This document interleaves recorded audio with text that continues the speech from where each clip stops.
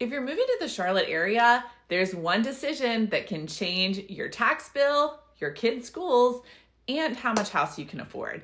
And it comes down to a single line on a map.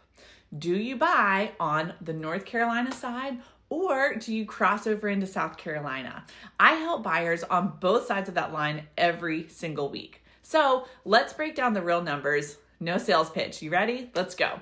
I'm LAURIE Plyler with Keller Williams Connected, and I help people relocate across the entire Charlotte metro area from uptown down through Fort Mill, Indian Land, Rock Hill, and over into Waxhaw, Weddington, and Matthews. In the next few minutes, I'll cover the 3 things that actually decide this for most families, which is taxes, schools, and what your money buys. Stick around to the end and I'll give you the 3 questions I ask every buyer to figure out which side is right for them. Okay, let's start with the one everybody asks about, property taxes. This is the #1 reason buyers even consider the South Carolina side of Charlotte at first. South Carolina assesses your primary home at just 4% of its market value.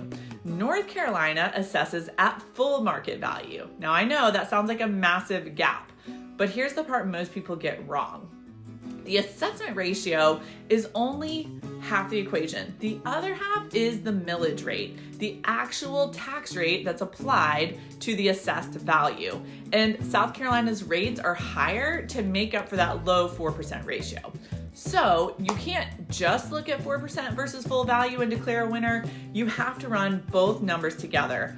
On a comparable home, it could absolutely mean a meaningfully different bill, but which way it breaks depends on the specific home, the county, and the local rates.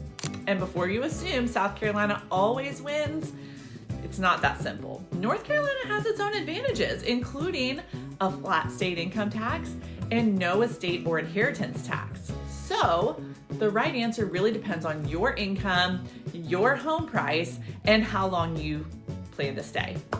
I'll put a link in the description, by the way, to book a call and we can run your specific numbers, the assessment ratio, the local millage, and your income picture all together. Okay, second big factor is schools.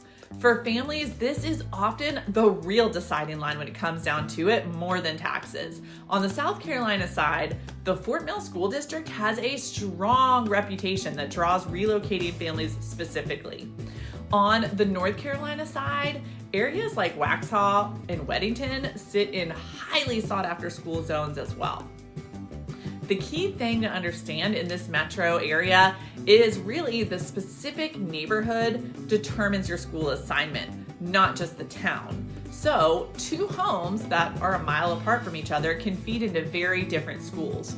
So if schools are your priority, don't shop by city, shop by attendance zone. That's something I map out for every single family I work with. Third, what your budget actually gets you. Okay, here's the honest comparison. In Charlotte's in-town neighborhoods, think Myers Park, Dilworth, Elizabeth, you're paying a real premium for walkability, nightlife, and being close to uptown.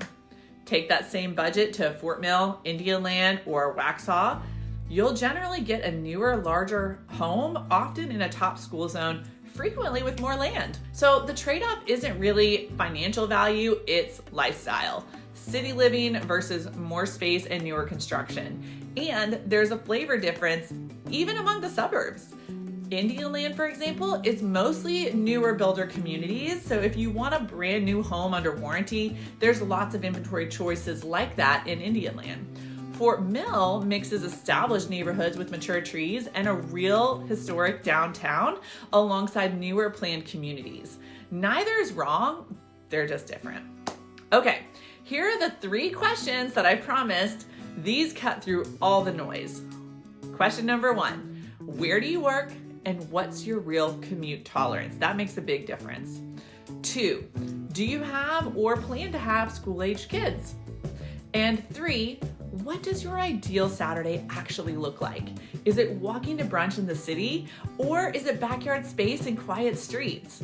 Your answers point pretty clearly to one side of the line or the other. If you're planning to move to the Charlotte area and you want help running your own numbers, the tax math, the school zones, the neighborhoods that fit your budget, well, That's exactly what I do on both sides of the border every single day.